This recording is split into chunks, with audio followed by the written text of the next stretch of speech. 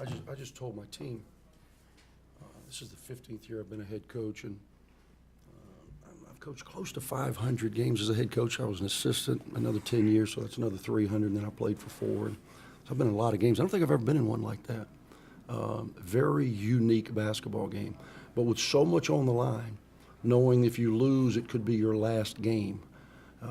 Both teams, man, really, really battled. Was it a perfectly played game? Of course not. A lot of mistakes on both sides. But the competitive spirit of our group is really our most admirable trait. Game in and game out, our competitive spirit is off the charts. It's what's allowed us to win 26 games, which tie the most in the history of UAB basketball, which is a proud history, a very proud history. And so really proud of these guys for fighting and fighting. I'm playing 5 guards down the stretch because literally we have no bodies available, and these guys found a way to make it happen. We'll open up to questions in the room. Coach, I was going to ask you about that. Was it by necessity? Yeah, it definitely necessity. We've lost a couple of bigs, one to an injury, or two to an injury. We're thin up front. Trey has seemed to have been in foul trouble since he has entered Texas. I think as soon as we landed, he got his first. KJ has had issues with fouls as well. So we were playing awfully small because I wanted my most experienced guys out there. I thought Ronji Gordon gave us some great minutes, and then at the end it turned into WWE. And in case the game was not entertaining enough, let's blow a couple of technical fouls out of thin air, and let's do that just to add a little more drama to it. So crazy game. I'm glad we get to stay one more night. Dishman he really kind of did his best, kind of flopped to Junior tonight. Just what was he able to do, kind of really take advantage of that inside? It's a very astute evaluation, Evan. 25 points, 9 rebounds. He played 46 minutes. Man, kudos to that kid, because that's not easy to do. I mean, Mike played 54 minutes. Jelly played 45, but he's not as big as Dishman's left arm. He's a good operator with his back to the basket. They lost a kid, Josh Jefferson, who was their leading scorer for the season, had a hip injury a few games back. And so they have now really, they've always been inside-out oriented, but they've really gone inside, and Dishman was really operating. He got us on his back and put us in the basket a few times. Obviously a much different team than what y'all faced earlier this season. Yeah, I think so. The style of play was different. Their defensive tenacity, and we talked about it. I think they're the most athletic team. I think we're pretty interchangeable in our wings when you talk about Quan and Tave and Tony. They're somewhat interchangeable, but these guys are doing that at, goodness, 6'7", 6'8". They've got great length. We knew the battle of the glass was going to be vitally important. We ended up being down 2, but I thought down the stretch we secured enough, because that's how they were staying in the game. It was 10-0 at half, which seems like, 2 days ago. But our guys competed, man, and that's what it takes in March. So, a lot of what's the word? I guess adversity there, right? Who's leading, like for the team? Like who's saying something in the huddle? Who's saying whatever, and then what are they saying? Well, if he knows our huddle, there's a lot of chatter. Some of it good, some of it not so good. But we don't have to really worry. It's not a lot of silence around the Blazers, the way we operate. We're a dysfunctional family. Aren't all of them? We are dysfunctional. Absolutely. So there's a lot of different guys, man. Some guys are very straightforward and to the point. That would be me. That would be him. A couple more. And then we've got some pleasers that are, hey, everything's going to be okay kind of guys. We need those too. Sunshine pumpers. That's not me. That's not him. Everybody's got their roles. There's a lot of chatter. It's like a family discussion. You're talking about some rebound. Something I noticed right there at the end was a rebound that Quan got with a minute 5 left, and it looked to me as though he was playing like that was the very last play of his life. Man, Speaks about that. Quan Jackson, last night, he has been on a tremendous tear. He has a double-double tonight. He's a ball getter, and we challenged him when Josh LeBlanc went down. We challenged him to use the same instincts, which makes him a terrific defender.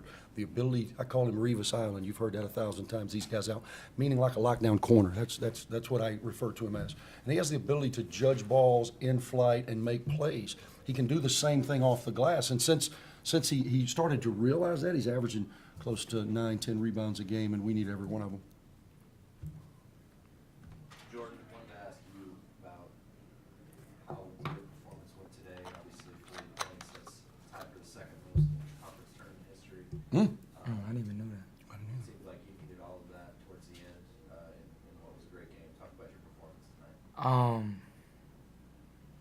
Like I say all the time, and I don't mean to sound repetitive, but it's credit to my teammates and definitely credit to AK. I don't know how he does it, but he just finds ways for me. Because the thing he always tells me is, let me help you. Because a lot of people are out to try to stop me, and it's respectful, I think I'm a pretty good player, and I think I've proven that night in and night out, so they try to find a way to stop me. And he finds great ways to just get me open, or my teammates find ways to get me open, and I just somehow convert it, And, I don't really want to give credit to me, because without my teammates and without Andy Kennedy, there wouldn't be no jelly like this, And obviously God, for sure, but without them three, it ain't no jelly, and there ain't no 40-point performances. So, I was knocking down all these shots, but my teammates and this guy right here sitting next to me, they do a hell of a job. Well, I would like to add to that. Our team has confidence in Jelly. A lot of Yeah, times, for sure. and I've had guys that shoot a bunch of balls. He shot 29 tonight. Is that the most in the history of the program? It's got to be close. I'm saying that's the most. New record.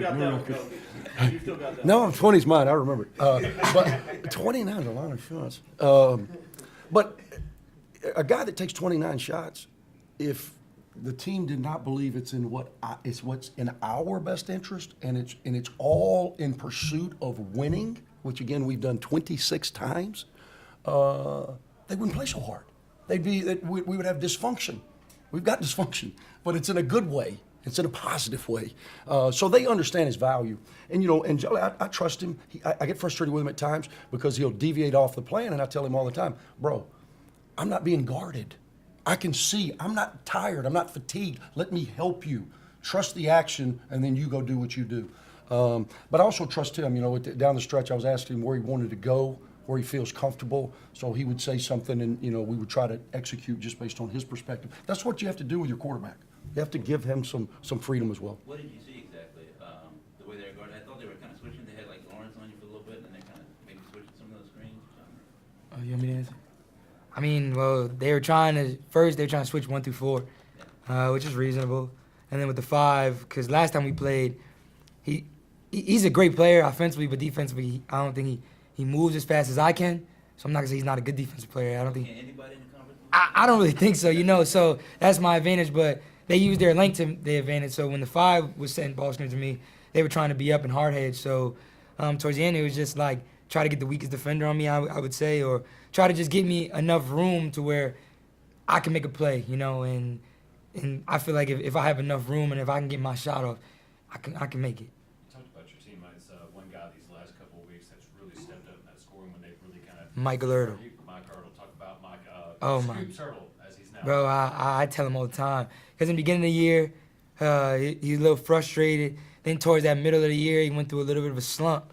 But I'm so glad he's got out of it. And he's been, people give me a lot of credit, but him and Quan, they've held this team down tremendously. And he's probably the last, what would we say, maybe 6 games we played? 7 games? He's been tremendous. Last year, Evan, you remember this, we were one of the worst teams in the country in three-point percentage. Literally in the 300s.